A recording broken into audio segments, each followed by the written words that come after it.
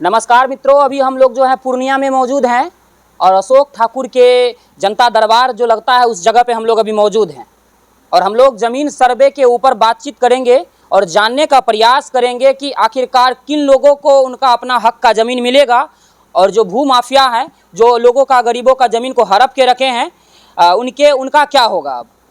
और अशोक ठाकुर लगातार जो है जनता के लिए, गरीबों के लिए आवाज़ उठा रहे थे कि ज़मीन सर्वे जारी किया जाए, ज़मीन सर्वे होना चाहिए बिहार में, जिसके कारण से भू माफिया जो है अपना हक जमाए बैठे थे गरीबों के ऊपर।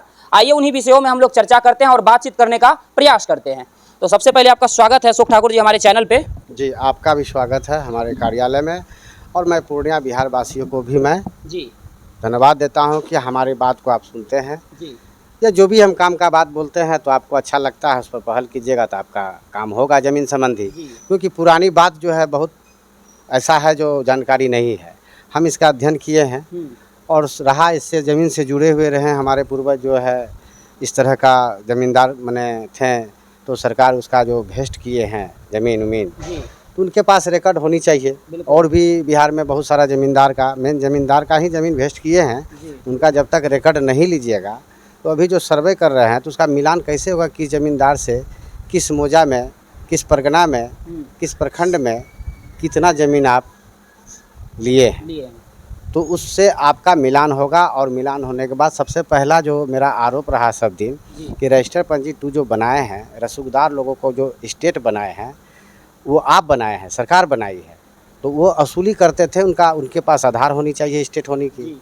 तो ये सारा चीज़ कागजात की प्रक्रिया है। और अभी जो सर्वे करवा रहा है सरकार, मैं उसको धन्यवाद देता हूँ कि इस सर्वे में जितने भी आप भूमिहीन हैं और गरीब गुरबा हैं, जिनकी पूर्वजों की संपत्ति मैंने साफ समझ लीजिए कि माफिया लोग हड़प लिए थे, हाँ, वो सब ज़मीन अब जो है निकलेंगे। जो पढ़े लिखे नहीं हैं और उनके पास बहुत सारा ज़मीन है, गरीब आदमी है, जैसे आदिवासी है, सभी वर्ग का लोग हैं, तो उन सभी लोगों का जो है आज सरकार अगर ईमानदारी से सर्वे करवा रही है तो इन सभी का जो दुख दूर हो जाएगा। अगर यदि आप जिस प्रकार से बिहार में ज़मीन पर तांडव चल रहा है माफिया लोगों पर, उस पर अगर यदि सर्वे करके नकल नहीं कसा जाएगा तो सर्वे का कोई महत्व ही नहीं रहेगा, सर्वे का कोई ही नहीं रहेगा। आप जो शुरू से गलती करके आए हैं उसको सुधारने के बजाय सरकार और बिगाड़ेगी। ज़मींदारी उन्मूलन कर दिया, अब किसी का कोई ज़मींदार नहीं रहा। तो मेरा सवाल है, आज भी अगर इस कानून को आपने नियमानुसार से लागू किया है तो पूर्णिया में कितने ज़मींदार से लिए और कितने रैयत, अभी जो वर्तमान जो रैयत है जिसको कहते हैं रैयती खतियान, तो सरकार बतावे कि ये रैयत किसकी है। जनता माने जो लोग रैयती खतियान बता रहे हैं, ये किन की रैयत है, बिहार सरकार की है या फिर ज़मींदार के साथ उसका रैयती है। तो अभी तो हम देख रहे हैं कि सरकार जो ज़मींदारी भेज करके रजिस्टर पंजी 2 जो आप स्टेट ऑफ बिहार सरकार बनाए तो सरकारी हो गई कुल ज़मीन। आप जिसको चाहें उनको राजा बना दिए भितरे और जिसको चाहे, जिसको होना चाहिए, जिसके लिए संपत्ति को अधिग्रहित किया गया सरकार के द्वारा ज़बरदस्ती नाजायज ढंग से, वो तो गरीब गुरबा को मिला ही नहीं मिला। और संविधान में कानून, आप गरीबों को हित के लिए आप ज़मीन संबंधी बनाते हैं, लेकिन गरीब आज भी दर दर भटक रहे हैं। सम्मान वर्ग के, जैसे आप हम ये सब हैं, सम्मान वर्ग के लोग जो है भटक रहे हैं और इसकी ना आधार है सरकार के पास, ना ये है। क्योंकि सब दिन जो है आप गलत काम करके रखे हैं, आप कैसे मिलाइएगा, है ना। तो आप मिलाने के लिए आप ज़मींदार का मूल कागजात खोजना होगा कि ये पूर्णिया जिला का कौन मालिक था, इसके अंदर में कितना आता था। अब जैसे कि हमारी ज़मीन की शब्दावली भी है कि खेवट 1 मालिकी, खेवट 2 लखेराज, खेवट 3 दरबियानी। तो दरबियानी में बिहार सरकार आकर अपने नाम से कायमी कर दिया रजिस्टर पंजी 2। तो उसमें आप गरीब गुरबा को जो है जिस प्रकार से आप कागज़ बनाए उसकी मालिकाना मिलना चाहिए खतियान, आप उसको सिकमीदार बना दिए।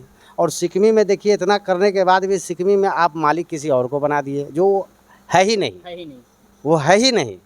हम तो बड़े बड़े स्टेट को चुनौती दे रहे हैं, जब वो गलत है तो फिर छोटे मोटे जो है ज़मींदार जो आप बनाए हैं कि मतलब लगभग 45,000 गांव में ज़मीन सर्वे का जो है सरकार ऐलान किए हैं, उससे अगस्त से जारी भी कर दिया गया। अब लोगों को क्या लग रहा है कि गरीबों को उचित न्याय मिल पाएगा?